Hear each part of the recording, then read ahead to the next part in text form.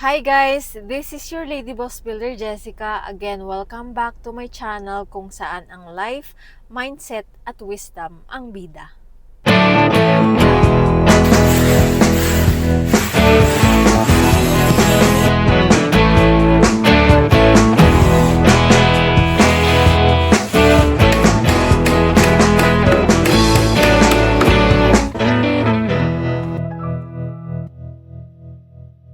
Hi guys! So, it's so sunny today.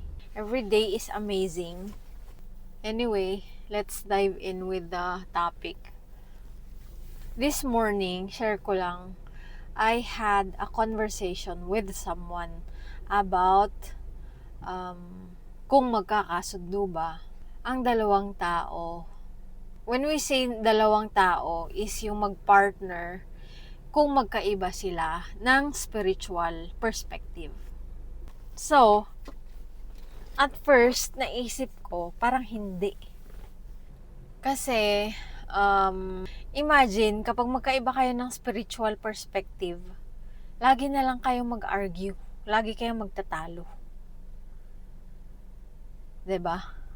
Parang wala nang tigil. Wala nang tigil. Bawat, maya't maya, pwede kayong mag-argue kapag ganon. Pero katulad nun,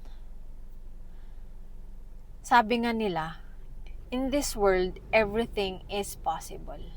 Tayo lang yung nagbibigay ng limitation. So, naisip ko rin yes. Yes, pwedeng magkasundo ang dalawang tao na magkaiba ang spiritual perspective. Why? Kasi, di ba nga, God is love. Kapag mahal mo isang tao, mag-a-adjust ka sa kung ano yung paniniwala ng bawat isa and i-respect mo kung ano yung mga pananaw nila. And when we say God is love, meaning pares kayo naniniwala kay God, ibig sabihin rin nun, God is in the center of your relationship. Diba? Maganda sana, yes, wishful thinking na magkapareho yung magpartner ng spiritual perspective. I mean, that would be easier. Life would be easier pag ganon. Pero, katulad ng sabi ko rin before, kapag ang isang bagay is challenging, di ba, doon tayo mas natututo. And doon tayo mas nagiging strong.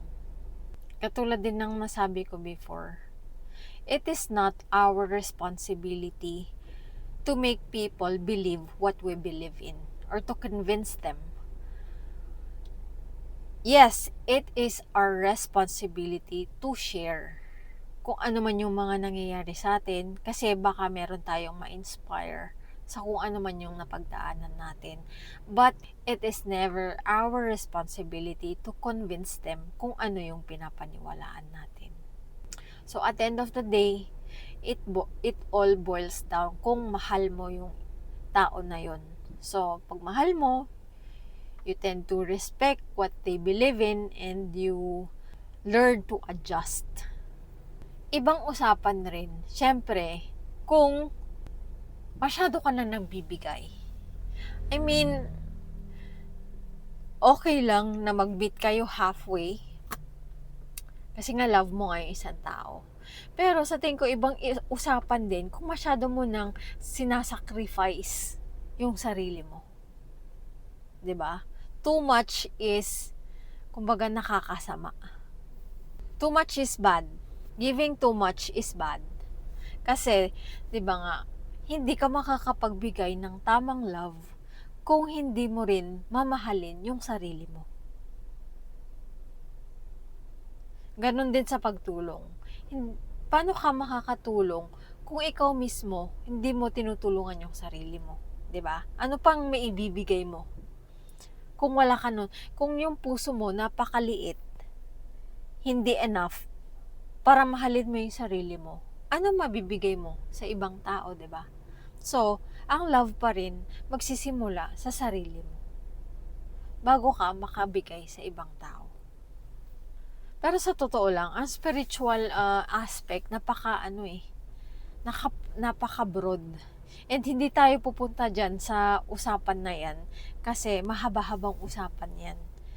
Mag-stay tayo sa topic na kung saan magkakasundo ba ang dalawang tao despite spiritual belief differences.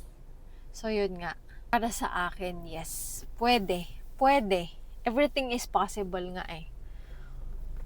With God, everything is possible. And God is love. So yun lang guys. I hope mangibabaw sa atin ng love and respect. At the end of the day pa rin, love is the most important. So, thank you guys for watching. I'll see you guys on my next video. Bye!